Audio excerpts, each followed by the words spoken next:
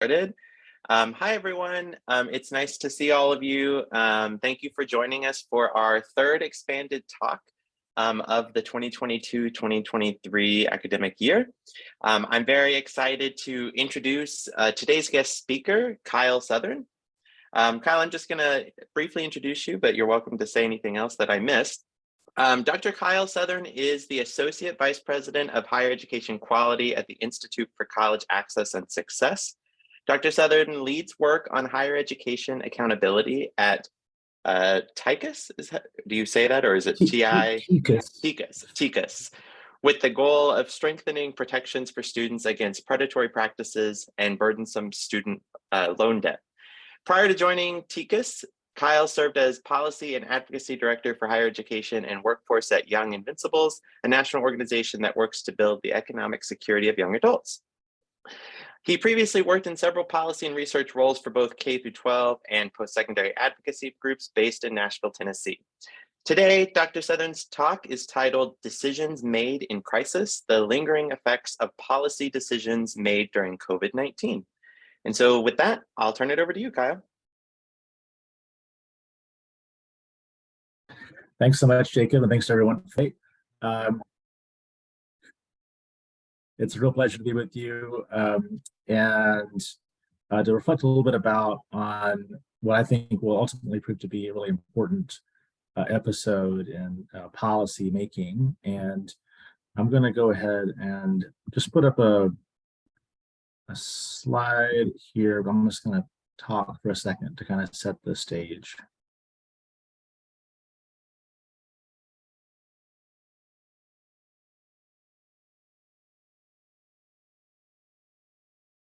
Okay. Well, Jacob mentioned that prior to my current role, I was with a group called Young Invincibles, and that's really a time that I want to reflect on most today. You know, it's coming up on 3 years, which is a little mind-boggling to think about being in the midst of the COVID crisis. And today I've been thinking about something I read recently. In a full confession about me is I'm a big fan of country music and old country music, nothing really in the last 25 years. And there was a great documentary by Ken Burns on the history of country music, and I watched it, and then someone critiqued him and said, "You haven't really done anything in the last 20 years." And he said, "Well, I think it takes about 25 years to understand anything that happened."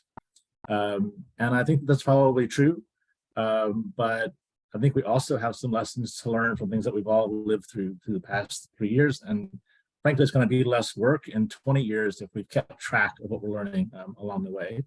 So this is a first go at an effort to really present kind of one episode of a really intense period where policy was being hammered out in the midst of great uncertainty and frankly fear.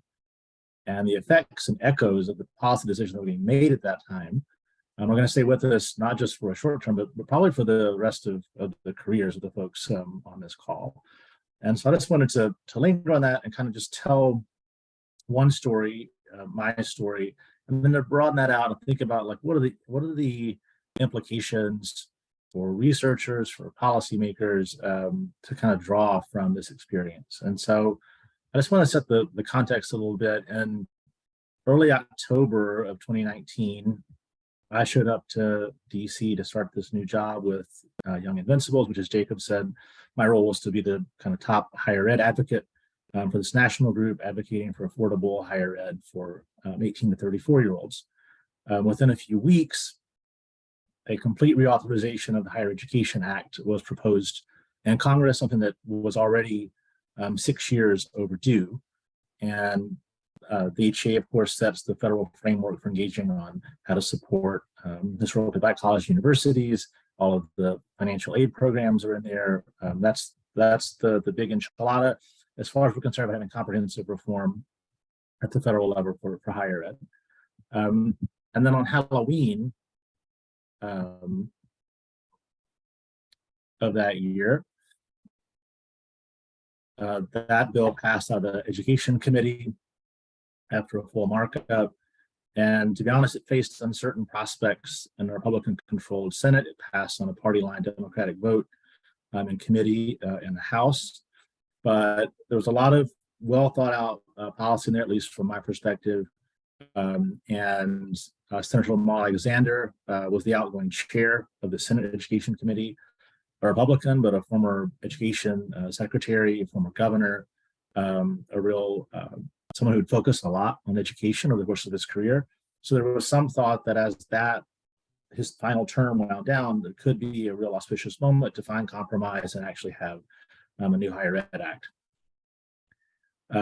Well, that turned out to be a trick that Halloween, because we never actually got around to a full vote on that bill. And just to sort of relate and a very brief history of what kind of intervened in the meantime, we started to hear about what was happening overseas with this new virus that seemed very scary. But I don't think a lot of folks, at least that I knew living on the East Coast, were thinking that much about it day to day. Certainly within a month, once the World Health Organization had announced an official name, the first cases in the US were being announced, it seemed like there was certainly an imminent threat. But no one had really gone through a global pandemic before. So just like imagine the scale that was going to be was tough to wrap your head around. And then on March 11th of 2020, of course, the WHO declared COVID-19 a pandemic. And within 2 days, the US federal government had declared a nationwide public health emergency. Of course, the travel ban for non-citizens traveling from countries overseas. And I remember sitting outside a coffee shop in Washington, D.C., because we had decided to work from home, for 2 or 3 days to let this pass. And I watched the president's Rose Garden announcement, in which he also announced a pause on federal student loan interest until further notice. And immediately, my inbox flooded, texts were flying around like, does anyone know what this means? Did the education department know this was coming? Has anyone else been tipped off about this? And the answer to all those questions seemed to be no. It just sort of seemed like someone in the White House had decided we're going to do this with student loan interest. And they went out and announced it, and they were going to figure out the details later. Maybe that's not the best way to make a significant policy decision, but it was one of a suite of immediate interventions that the administration at that time wanted to take to address the health crisis that was obviously going to have a tremendous effect on the economy, on the livelihoods of millions of folks, and particularly of student loan borrowers. And so I went back and kind of looked at a few reactions to that announcement, from the president at that time. This is to help our students and families. We're waiving that interest. It's going to be a big help for a lot of students who are in the middle right now. The education department announced they were going to implement that policy announcement. And at the time, Ed was charging about $100 billion of interest on all federal student loans. That's a portfolio of about 42 million people, and at the time, about $1.5 trillion in outstanding federally held loan debt. Over on Capitol Hill, more mixed reactions. So Senator Warren, who even by that point had been a long-term advocate for a broader program of student debt cancellation, had commissioned a study from some economists and legal experts at Harvard to explain the legal authority that the president would have to actually cancel broad swaths of federal student loan debt, which of course remains very contentious, including in a court in Texas, and I'll talk more about that later. But just to give a sense from the other side of the aisle, Senator Warren sort of immediately said, like, this is not enough, we need to go further. This is going to have a huge effect, and the president can do this without Congress, and they should just suspend these payments overall. And so within the kind of advocacy community of sort of an ecosystem of 40 or 50 organizations, federally based, some state, we sort of took that as a signal to say, well, this pause on interest is kind of welcome, but probably doesn't rise to meet the moment of what we're on the precipice of right here. So at that point, those advocates go into action. And so when I say advocates, I mean that sort of a host of largely DC-based organizations, organizations like the Center for American Progress, the Education Trust, the New America Foundation, the Student Borrower Protection Center, a broad swath of consumer, civil rights, labor, veterans groups. And we convened this chaotic conference call on St. Patrick's Day of 2020. So the president announced this thing on Friday. No one really knows what it means. People on the other side are saying it doesn't go far enough. We think there's an opportunity to provide some more significant relief to student borrowers across the country and to take at least one source of angst off their minds in the midst of this very uncertain and fearful time. And so what the outcome of that call was that two folks, a colleague of mine who now was on the Senate side as a staff member, and I, who had just moved into an apartment with no internet, so we're writing a letter to congressional leaders, like on my phone, on Google Docs, on like what would we want to see in congressional action at this time. And ultimately, 26 of these groups wrote to the chairs and the ranking members. So those would be the top Democrat and Republican on each of those committees in the Senate and House, and laid out some principles that we want to see in any legislation that will come. Just 5 days later, after many of those principles we felt had been incorporated into the bill, I'll talk about those more in a second, the Senate passed the unanimous vote, largest measures in its history, really pointing to the unprecedented nature of the moment and of the federal response that was going to be required. And so ultimately that became known as the CARES Act, and that's really going to be the focal point I'm going to spend the rest of this time on. That's the $2.2 trillion relief package, which included $500 billion for business, state, and local government loans. The president signed that bill later that day. So just to recount, that's just 2 weeks from announcing that we're in a national emergency. We've put together a $2 trillion package, 14 billion of which was for a higher education emergency relief fund. At least half of the funds that would go to institutions have to be given to students in the form of direct emergency relief. That was something that folks who were on the advocacy side of the world were really pushing for, along with an exclusion of for-profit institutions from the remaining part of that pool of money that would go out. The idea being that for-profits essentially are businesses, they would qualify for relief under the 500 billion. And so we really tried to carve out, for lack of better terms, for traditional higher ed, the 7 or so billion that would be in that relief fund to help with the transition to online, to provide professional development to faculty. And ultimately what we saw through subsequent relief packages was to really backfill lost revenue from auxiliary services. And we can have a discussion about the appropriateness of that use of that money, but that is how institutions kind of sought to stabilize themselves in that time. So it was a very compressed timeline where I think it's fair to say that pretty much everyone who had a particular policy idea saw this as the vehicle in their moment. And recall, at least on the higher ed side, up until March, we had really been pushing the House to pass this HEA reauthorization, to go to the Senate and to have this moment to do systemic reform on things like the debt-free path to college, on America's College Promise, which is 2 years of essentially free tuition for post-secondary for students, a host of other policy priorities that didn't get baked into this bill, but it wasn't for lack of trying. And so as we all took a breath and stepped back, I think we all kind of said, well, what did we just do? And in the end, I think it's fair to say that, like, with just this mad rush, one, to get people out of town from DC, but two, to try to put as much investment into the system to try to stabilize the economy and in this particular sector of it. Folks are doing the best they can, but they were also worried about their health, about their families, about the state of the country, the economy, and knowing what was going to happen. And so that's $2.2 trillion of lessons that are to be learned. I think we're just sort of at the dawn of coming to see what the after effects of that 2 week period were. One manifestation of that, of course, is President Biden's recent announcement of extending the pause on student loan repayment that was put into place back in March of 2020, now going through June of next year.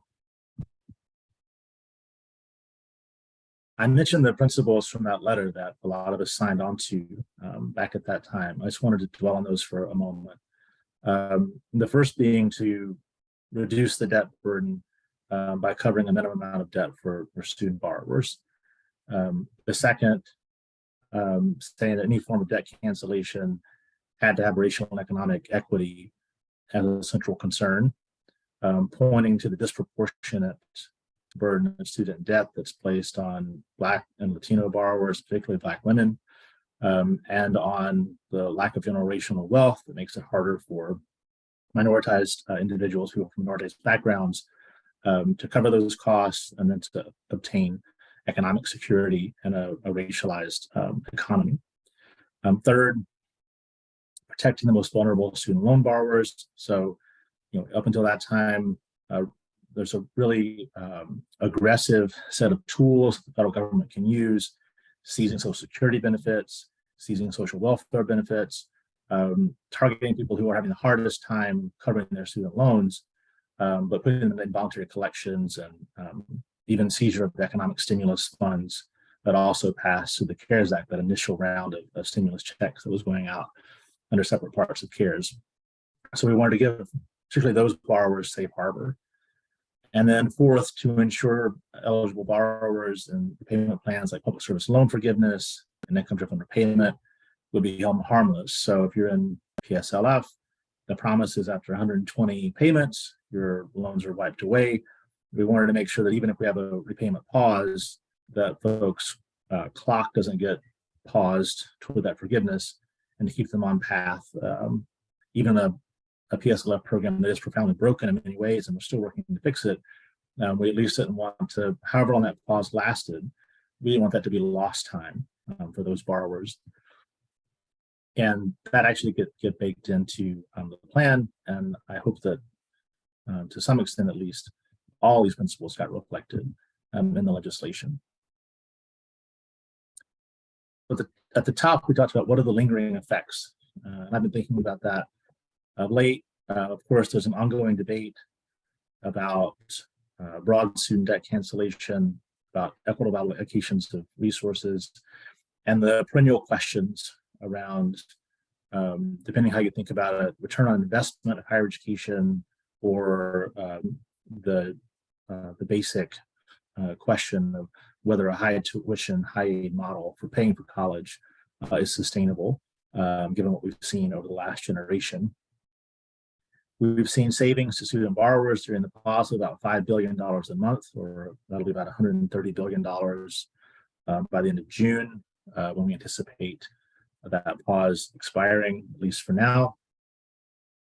I think it's also fair to say there's a heightened awareness of gaps in the social safety net, of student aid programs, as well as the prevalence of student basic needs insecurity. Folks who struggled with housing, with internet access, with food security, transportation, long before any of us had heard the term COVID-19. Those were real concerns for millions of students that were put into stark relief when we closed campus housing, when we closed campus dining, and provided a moment for those stories to become more prevalent in the consciousness of policymakers and of many advocates who frankly should have been on the scene of those issues. But I think sometimes it takes a jolt like this to open their eyes and make them aware of how broad these problems really are and how real these concerns are for millions of students and their families across the country. On the kind of other side of this, there are deeper divisions. Certainly the debt cancellation debate has, I think, entrenched a lot of perspectives in the DC federal policymaking scene. The perceived generosity by many federal policymakers of the various higher education relief programs and student relief programs and student loan pause. I think that as we go forward and look at a divided Congress, unfortunate, I think that really dims the prospects for comprehensive reform or picking up that Higher Ed Act to address these big perennial questions about how much higher ed should cost, who pays for it, and how. I don't see us making much headway on that front, at least in the next 2 years, probably more realistically the next 4 to 6 years, which means we're going to continue to have higher ed policy at the federal level written in 2008, really based on like 2003 data. And so we have a policy at the federal level that's a generation out of step with who today's students are and what their needs are, and what we've learned about higher ed in the meantime. And so just a few quick implications that I've been thinking about, and I'd love to hear other thoughts on this.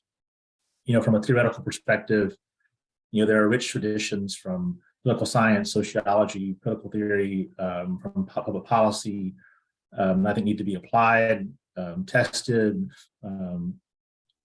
brought to bear as we think about a 2-week period of time in which such significant policy was put into place, which largely remains intact and continues to kind of chart the way forward. So think about the role of policy entrepreneurs, of strategic action fields, and other concepts that can be applied to this kind of story in this period. And then just, for me, as I reflect on it, as someone who was acting as part of an intermediary organization, so an advocacy group where we're unelected, we're privately funded, we're accountable to our funders, but not to the public. All these think tanks and policy wonks getting together and writing a bunch of letters. I think it's fair to say we're all acting in good faith. That's also true, by the way, of the higher ed associations. So the sort of big 6 leading groups that advocate for the institutional side, they were all trying to get their policy perspectives reflected in this legislation as well.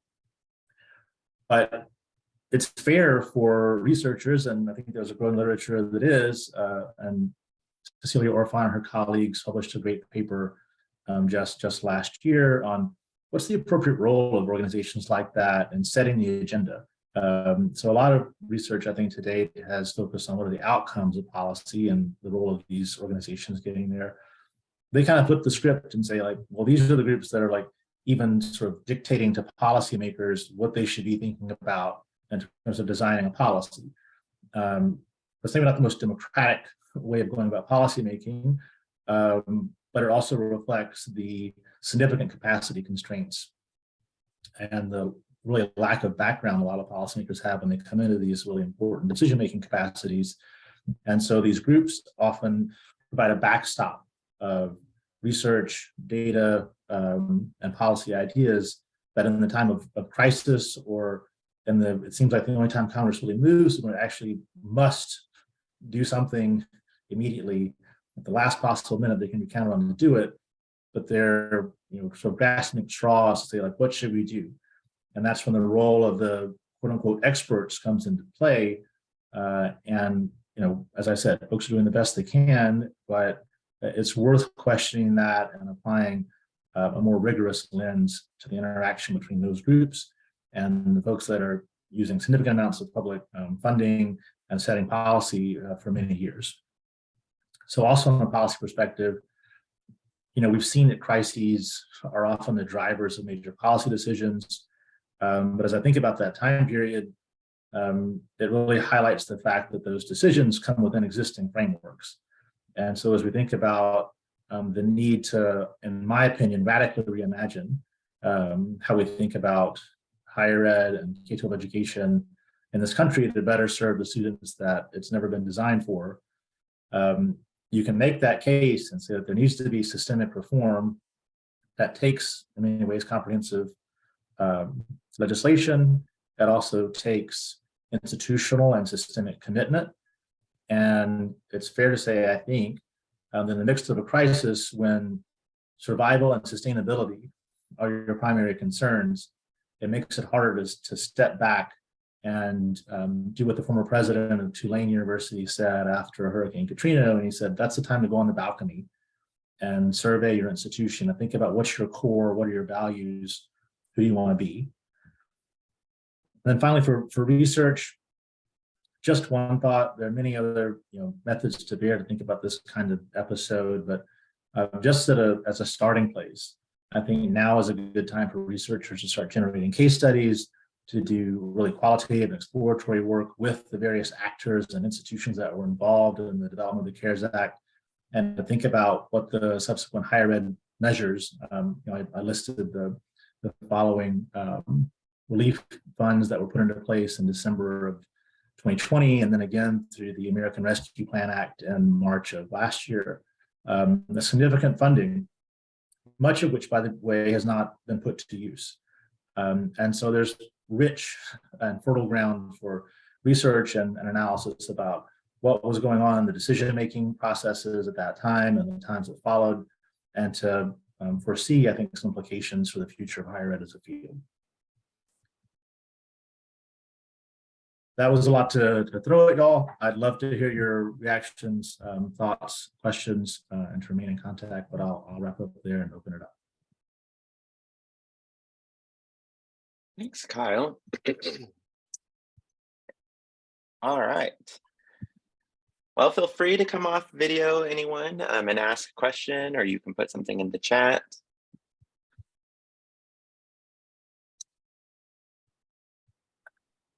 And I have no problem starting because I have lots of questions.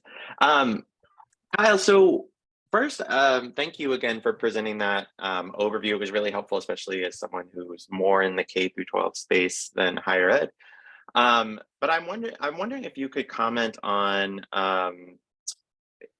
kind of whether it's like foresight, like where you think policy should go or will go, or other just sort of implications related to the trend of the cost of higher education constantly going up. And there seems to be kind of like, at least my understanding of it, like perverse incentive, right? There's no incentive to decrease costs, like from the institutions of higher education side, right?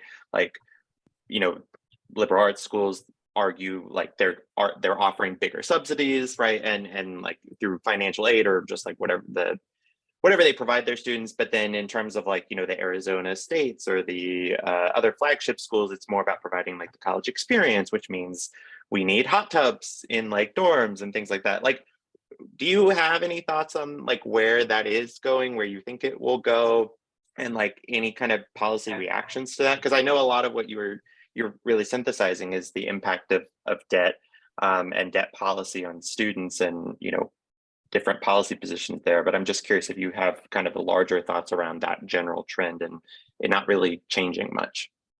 Yeah. I have many thoughts about that question. So I'll just try to do sort of a quick order of operations here. First, I mentioned the College Affordability Act, or CAA, RIP, which did have baked into it a more robust federal-state partnership where essentially participating states would be able to cover 75% of their public school tuition from federal sources, provided they did a 25% match. So essentially making all public institutions tuition free. As you might imagine, while that may be a very appealing policy choice, at least for the 3/4 of folks that are in those institutions, the private institutions were not totally on board with that and said, how are you going to make us compete with free? That's not fair.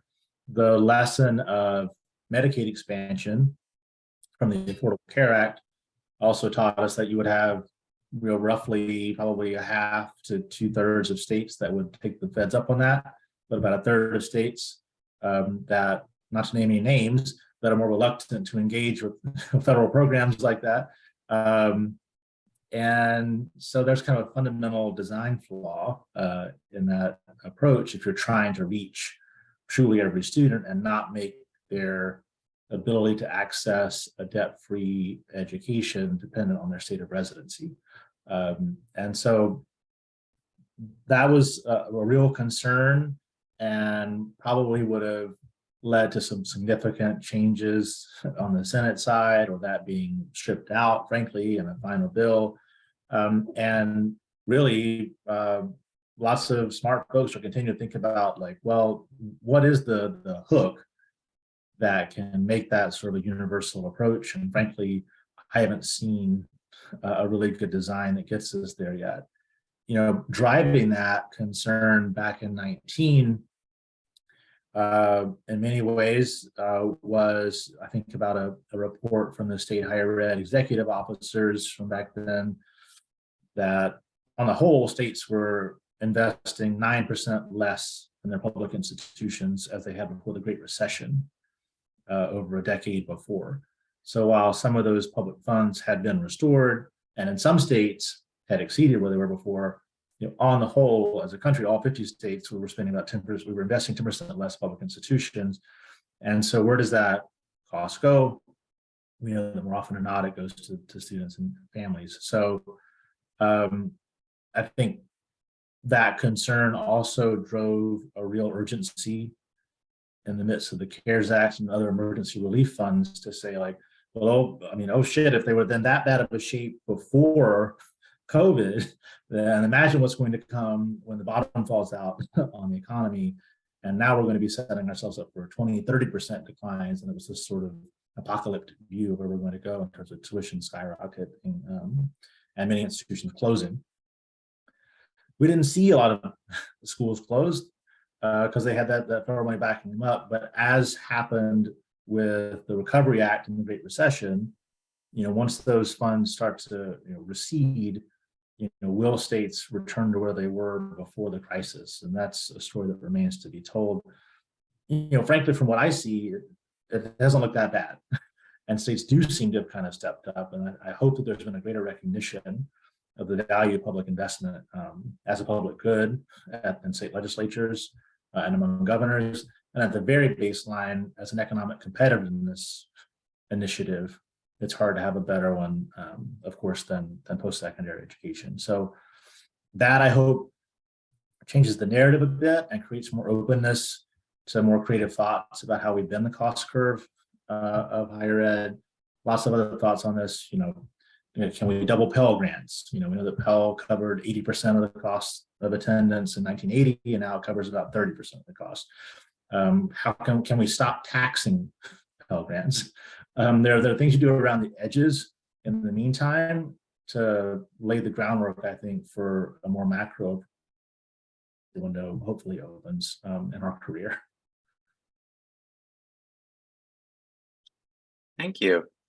I'm going to read a question that was put in the chat just for the recording. So what are your thoughts on increasing push of dual credit opportunities in high school and the impact of those sorts of programs on student loan debt?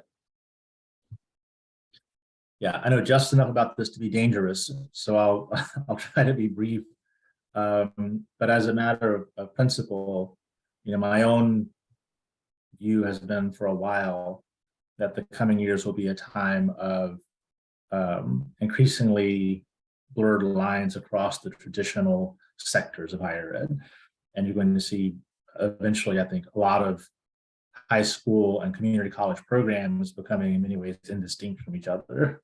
And maybe you create a model where you have a grades 11 to 14 school instead of 9 to 12, and then 13, 14, and then thinking about it in that way. Maybe drawing from more of a European style tracking model, for lack of a better term. I do think there's a great push and interest for that. And the growth of dual credit and dual enrollment programs, I think, is a reflection of that, and a broader rethinking of, like, how do we get more people tangible skills they need to pursue the careers they want to have in a quicker way. And there's a real desire for that, and it resonates politically. On the other end of that, as we see reverse transfer policies and all kinds of other things going on, I just think that we will see that sort of collapsing of the walls that have separated a lot of institutions and systems for 60, 100 years. I think there is an openness to rethinking that. And just from a basic supply and demand perspective, more and more students and families and frankly voters are expecting that from higher ed. So I just think that the pressures are going to keep pushing on the systems, and it's not going to happen tomorrow, but 10 years, 20 years from now, we're going to have a much different landscape of how we think about different sectors from K-12 into post-secondary, and then even within those.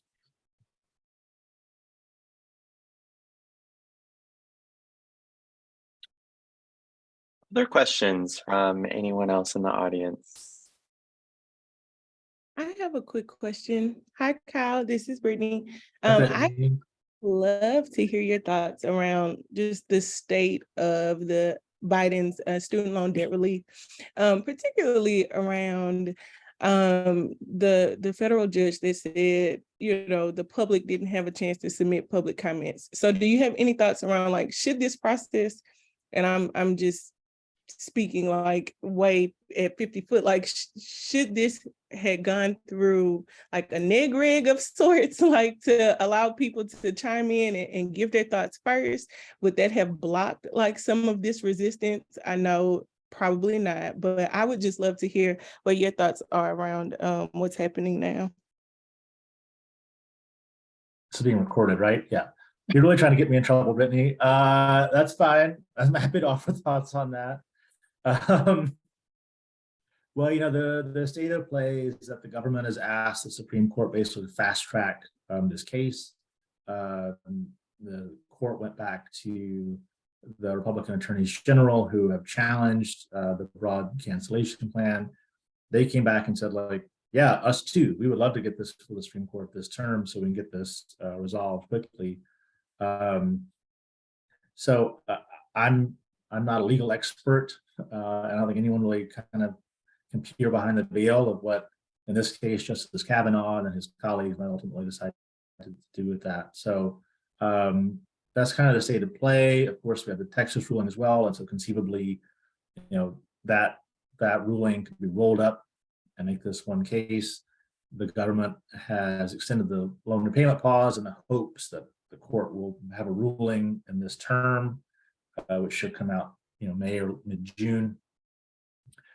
So in the meantime, I've been interested in the legal authority the government cited to take this action. So they grounded it in what's called the HEROES Act, which is a 2000s measure designed around states of emergency. There's another question about 9/11 I'm happy to get to, but kind of a post 9/11, what are emergency powers the president should have? And it sort of says, like, in this time, like the president can kind of do whatever he wants about federal student loan debt. That predates the period in about 2010 when we shifted from a largely privately financed model of financial aid to the U.S. Department of Education being the kind of sole lender with servicers giving the repayment. So even that's kind of out of step with where we are, and much of those older loans don't qualify for repayment pause. All that aside, I mentioned Senator Warren pushing the administration at the time to say within the Higher Education Act, it explicitly says the secretary has the authority to settle and compromise any federal debt that he or she basically sees fit to. And many of the broad debt cancellation advocates have said, use that authority, if you're Senator Sanders, to just wipe it all out. If you're Elizabeth Warren, to wipe out significant amounts of it. And for many other people sort of on the left, to take as generous an interpretation of that authority as possible. And that's why Senator Warren commissioned that Harvard study a few years ago, basically to provide a legal rationale for that. Biden administration, for its own reasons, didn't use that authority. They presumably didn't think it was strong enough, but it's clear in the HEROES Act, but that's tied to the period of national emergency, which incidentally at present runs out in April. So it's conceivable that if the Supreme Court hears the case, they would hear it in the midst of a declared national emergency, and they would decide it after national emergency if it's in May and they don't extend that authority. So you're getting very weird and murky legal grounds that have the background or expertise to prognosticate about.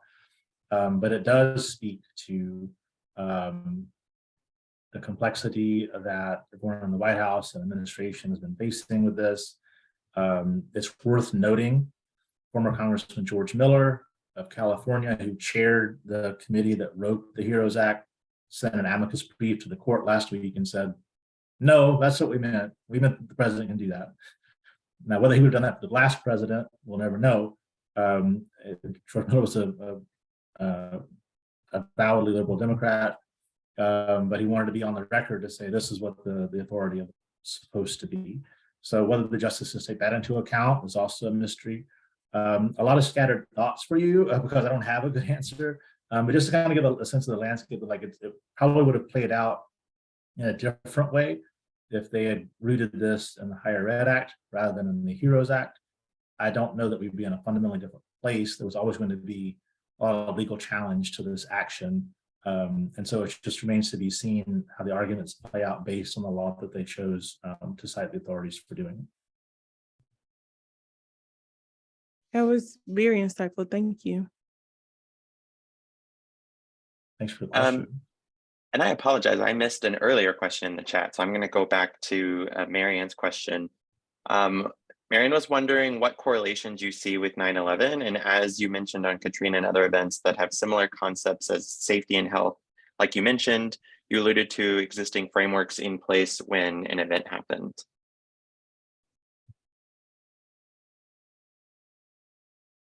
Well, I had not gone to college yet when 9/11 happened, and so I'm not as well positioned to really talk about the kind of post 9/11 period. I think that the more appropriate corollary for thinking about CARES and COVID is really the Great Recession. That's what I was really referring to with the past event.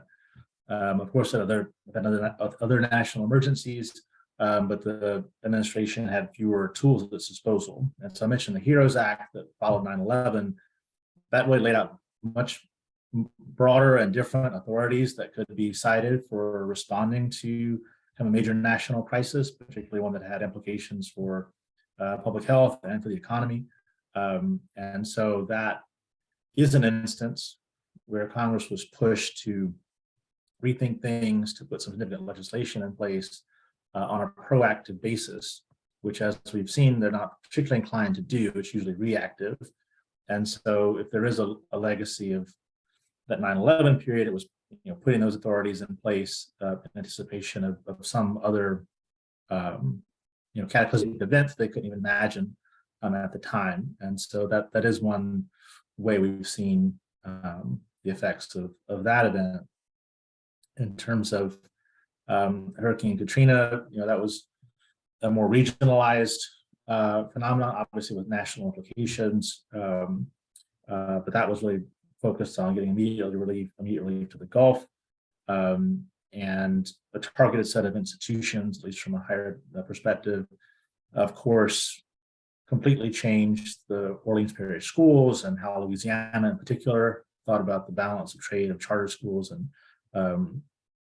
district-run schools. So a more localized phenomenon, one that very much the effects of which linger today across those systems. I think a little bit different in terms of how the Fed chose to respond, although not without some hand-wringing about well, how much do the Feds need to invest in this problem that's really mostly affected two states.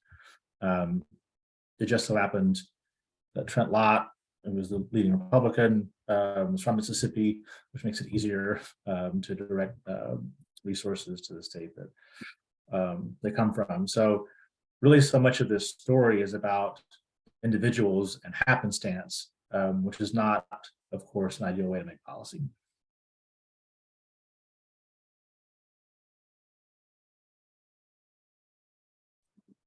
Any other questions? Kyle, I have kind of a broader question that I think will be, of interest to many of our students on the call in particular, but I'm curious, where where does research fit in your role? How do you see research, like, talking about like empirical, data, qualitative case studies, whatever. How do you use research as part of like what you do on a day-to-day basis? And it's okay if you're like not much, or maybe are there ways in which you've seen research be more or less impactful in terms of moving the needle on some of these policies you've been talking about or work that you've been involved with? No, thanks. I went through a doctoral program with Professor McNaughton, and when I came to Michigan, I said, like, I have complete respect for academic research, and I want to be a good researcher and trained in digesting and identifying the highest quality research. But I think that where I best want to be is in a role where I can help translate, for lack of a better term, that work into sort of the 3 bullet points that a policymaker or someone elected office should do with it. And so I mentioned the role of intermediary organizations in this ecosystem.